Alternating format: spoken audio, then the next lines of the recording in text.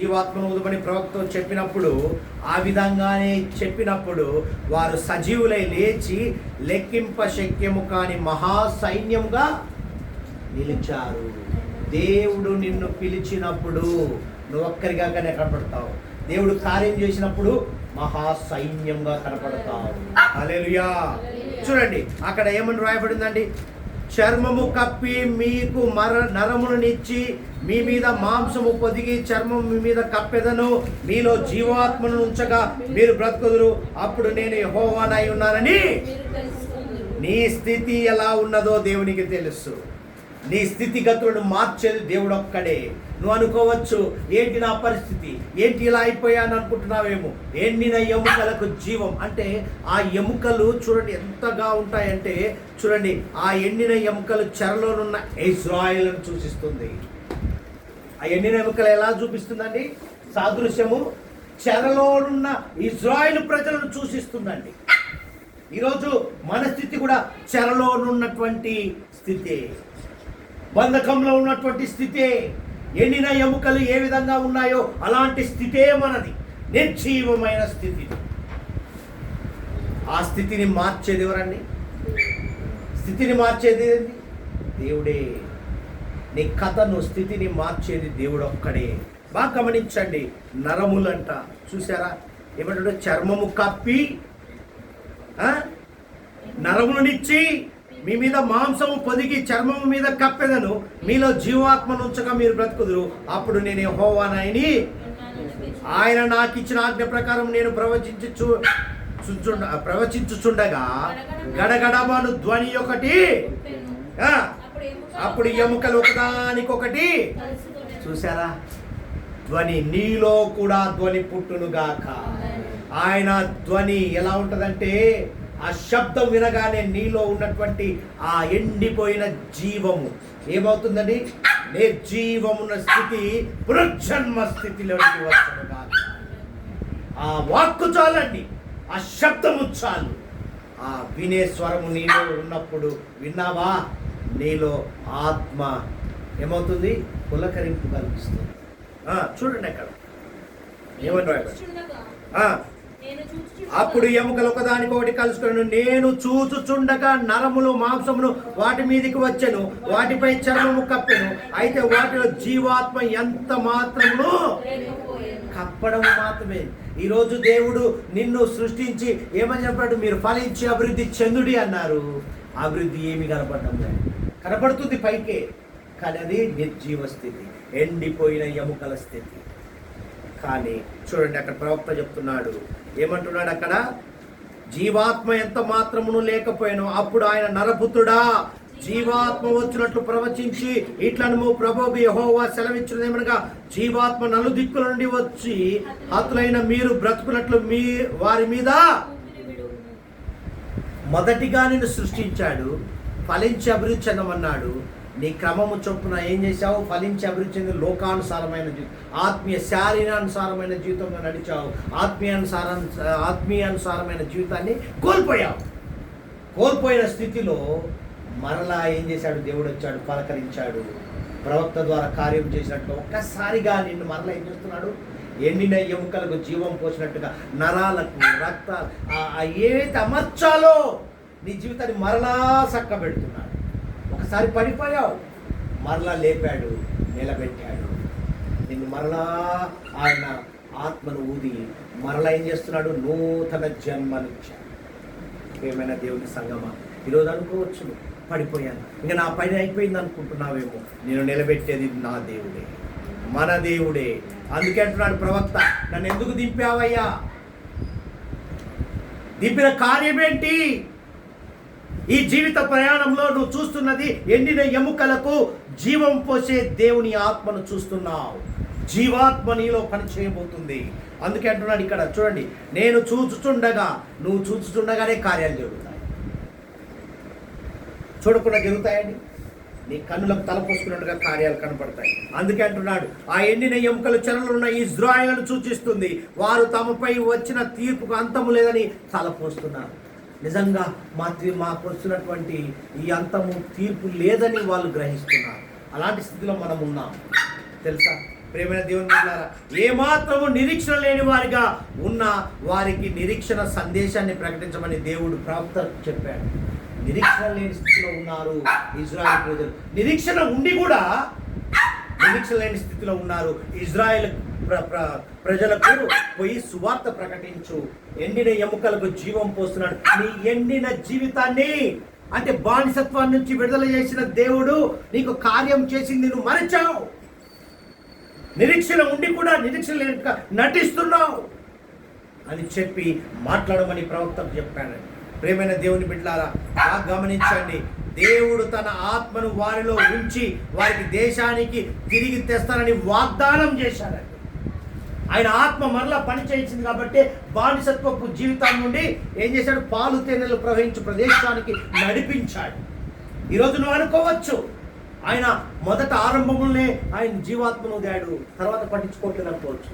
నువ్వు బ్రతుకు కాలమంతా జీవాత్మను ఊదుతూనే ఉంటాడు. నీలో పనిచేస్తూనే ఉంటుంది, నువ్వు గమనించడం లేదు, నువ్వు గుర్తించడం లేదు. కాబట్టి ఈ దినము గమనించమని చెప్తున్నాడండి. ప్రియమైన దేవుని బిడ్డలారా, ఈ దినము గమనించండి. మరి ఈనాడు పాలస్తీనా దేశంలో కూడా నివసిస్తున్న ఇజ్రాయెల్లో ఈ వాగ్దానము ప్రవచనము నెరవేరలేదు. ఇప్పుడు జరుగుతున్నది, బ్రతికిన వారిలో కూడా ఇజ్రాయెల్ దేశంలో, పాలస్తీనా దేశంలో ఈ వాగ్దానము నెరవేరలేదు. అందుకే యుద్ధాలు జరుగుతున్నాయి, గమనించండి, గొడవలు జరుగుతున్నాయి. వారు గమనించలేకపోతున్నారు, నిరీక్షణతో లేకపోతున్నారు, నిరీక్షణ కలిగి ఉండి నిరీక్షణ లేని వారిగా జీవిస్తున్నారండి. ప్రియమైన దేవుని సంగమా, గమనించండి, యేసయ్య తన రాజ్యంను స్థాపించుటకు వచ్చినప్పుడు చెల్లా చెదరైన తన ప్రజలను ఒకటిగా చేర్చి తాను కూడా వారితో నివసిస్తానని ఒక నూతన నిబంధన చేస్తున్నాడు. ఈ దినం ఆయన నూతన నిబంధన చేస్తున్నాడు. చెల్లా చెదరైన నీ జీవితాన్ని, చెల్లా చెదరైనటువంటి నీ కుటుంబాన్ని, చెల్లా చెదరైనటువంటి నీ బంధువర్గాన్ని, చెల్లా చెదరైనటువంటి నీ కుటుంబ విస్తరణను ఒకటిగా చేసి నూతన నిబంధన, ఒక కమిట్మెంట్ చేస్తాను అంటున్నాడు. ఎండిన ఎముకలకు ఏ విధంగా జీవం పోశానో ఆ విధంగా మీకు కూడా జీవం పోస్తున్నాను అంటున్నాడు. ఈ వాక్య భాగ్యంలో గమనించినట్లయితే ఈ ప్రవక్తకు 37వ అధ్యాయంలో బయలుపరచబడిన మాట ఏంటంటే, ఈ సత్యము ఆత్మీయ సత్యము కలిగి ఉన్నది. ఆత్మీయ సత్యాన్ని బయలుపరిచాడు. చూడండి అక్కడ ఏమని రాయబడిందో, నేను చూచుండగా నరములు మాంసములు వాటి మీదకి వచ్చాను, వాటిపైన చర్మము కప్పాను, అయితే వాటిలో జీవాత్మ ఎంత మాత్రము, అన్నిటినీ చేశాను కానీ వారిలో నిరీక్షణ లేదండి. నేను అన్ని ఇచ్చాను, సత్యాన్ని కనుగొనలేక జీవిస్తున్నారు, కోల్పోతున్నారు. ఈరోజు నువ్వు కోల్పోవటం మేలు కొరకే. ఆ మేలేంటో తెలుసా? ఎండిన ఎముకలు, ఎండిపోయిన జీవితాన్ని దర్శించడానికి నీ దగ్గరికి ఒక నూతన క్రియ చేయడానికి ఆయన కమిట్మెంట్ కలిగి వస్తున్నాడు. నిన్ను మరలా కదిలించడానికే వస్తున్నాడు. నువ్వు అయిపోయావేమో అనుకుంటున్నావేమో, నెల్ టు ఫుల్ చేయబోతున్నాడు దేవుడు. నువ్వు ఎప్పుడు నిల్ అవుతావో అప్పుడు ఫుల్ చేస్తా. దేవునికి మహిమ కలుగును గాక. ప్రియమైన దేవుని బిడ్డలారా, అప్పుడు నరపుత్రుడా, చూడ మళ్ళా అంటున్నాడు, నరపుత్రుడా జీవాత్మ వచ్చినట్లు ప్రవచించి ఇట్లను ప్రభువు యెహోవా సెలవిచ్చినమనగా, జీవాత్మ నలుదిక్కుల నుండి వచ్చి హతులైన మీరు బ్రతుకున్నట్లు మీరు వారి మీద ఊపిరి. నలుదిక్కుల నీకు శోధనలు ఉన్నాయన్నిటినీ వాటిని ఏం చేస్తున్నాడు తెలుసా? కట్టి వేస్తున్నాడు, వాటిని కాల్చి బూడిద చేస్తున్నాడు. నలుదిక్కుల నీకు నెమ్మదిని కలుగజేస్తున్నాడు. ఈరోజు ఆయన ఆత్మ, జీవాత్మ ఎలా పనిచేస్తుందంటే నలుదిక్కుల, ఒక దిక్కే కాదు, నలుదిక్కుల నీకు పని చేసేటట్టుగా నిలబెడుతున్నాడు. ప్రియమైన దేవుని బిడ్డలారా, ఏ వ్యక్తి అయినా, ఏ సంఘమైనా ఎండిన ఎముక వలె జీవం లేనట్లుగా ఉంటే, దేవుడు జీవం ఊదితే ఆ జీవం పని చేయనట్లుగా ప్రార్థించాలి. మనం ఎలా ఉన్నామంటే నిర్జీవ స్థితిలో ఉన్నాము, ప్రార్థించే వారిగా ఉండాలి. అయ్యా నీ జీవాత్మ నాలో పని చేయాలి అనే ఆసక్తి మనలో ఉండాలి. అప్పుడు నేను ఎండిన ఎముకలకు ఏ విధంగా ఆ ప్రవక్త ద్వారా కార్యం చేశాడు, నన్ను మనల్ని నడిపించి ఎండిపోయిన జీవితాలను బాగు చేసే క్రమంలో నిలబెడతాడు. హల్లెలూయా, దేవునికి మహిమ కలుగును గాక. మనము దేవుని ప్రజలుగా పిలువబడ్డ మనము అనేకులము ఈనాడు ఒక సైన్యంగా నిలిచినట్టుగా ఉన్నామా లేదా గమనించండి. ఎండిన ఎముకలు ఒక సైన్యంగా అయ్యాయి. మనం కూడా ఏం చేస్తున్నాం? ఒక సైన్యంగా ఉన్నామా? లేదు, విచ్ఛిన్నం అయిపోయాం. ఒక సైన్యం లేదు. మనలో ఉందా అండి? ఐక్యం ఉందా? ఐక్యత్వం, సమాధానము, సంతోషం ఉందా? వాళ్ళు మనోళ్ళే కానీ మేము దూరం. ఇక్కడేమో ఎండిన ఎముకలు ఒక సైన్యంగా అయ్యాయి. జీవాత్మను ఊదినప్పుడు, జీవాత్మ పనిచేసినప్పుడు ఒక సైన్యంగా పని చేయాలి. అప్పుడే అపవాదిని ఎదిరించగలము. నువ్వు ఒక్కరిని ఏం చేయవు, నువ్వు ఒంటరివి కాదు అంటున్నాడు దేవుడు. ప్రేమైన దేవుని సంగమా, గమనించండి. మరి మనం ఒక సైన్యంగా నిలిచినట్టుగా ఉన్నామా లేదా గమనించండి. కానీ వారిలో జీవం లేదంటున్నాడు. ఇజ్రాయిల్ ప్రజల్లో జీవం లేదు. ఈరోజు మనలో జీవం లేదంటున్నాడు. ఎందుకు? ఎండిన ఎముక స్థితి ఉంది మనలో, ఆత్మీయ స్థితి లేదంటున్నాడు. ప్రేమైన దేవుని సంగమా, మరి దేవుని వాక్యము ఈరోజు మనతో మాట్లాడుతుంది. ఎహెజ్కేలు ప్రవక్త మరి వెళ్ళి ఆ లోయలో ఎండిన ఎముకలతో ఆయన వాక్కు ద్వారా మాట్లాడినట్టుగా మనతో మాట్లాడించబోతున్నాడు. దేవుని కార్యం మనం చూడబోతున్నాం.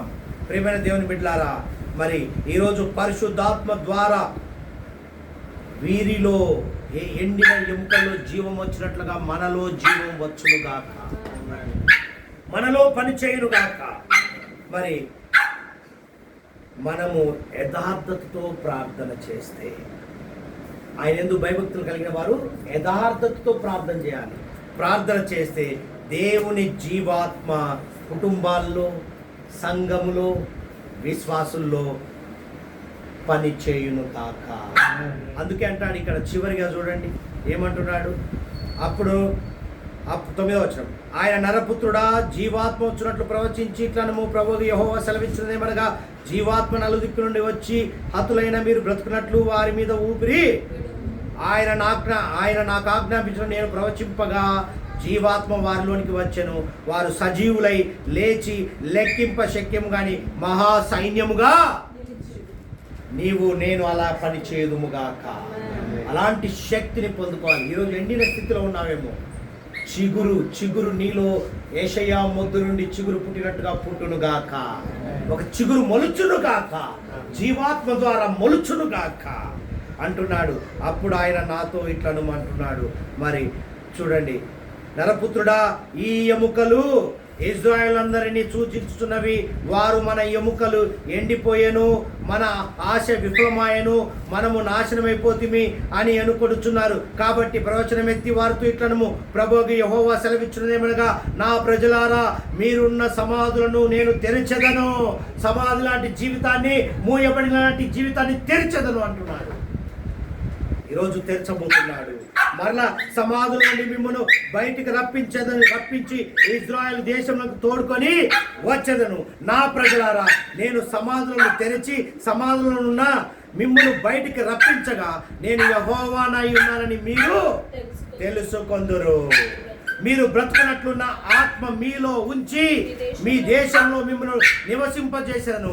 యెహోవా నాకు నేను మాట ఇచ్చి దాన్ని నెరవేర్తునని మీరు తెలుసుకొందురు. ఇదే నేను యెహోవాని మీరు తెలుసుకోవాలి. మాట ఇస్తున్నాను, మాట ఇచ్చి నెరవేర్చే గొప్ప దేవుణ్ణి అంటున్నాడు. కాబట్టి ఈరోజు ఎండిన ఎముకలున్న వారిలో జీవాత్మను ఊదే పనిలో దేవుడున్నాడు. దేవుడి మాటలు దీవించునుగాక. మరి ఎండిపోయిన స్థితిలో ఉన్నావేమో,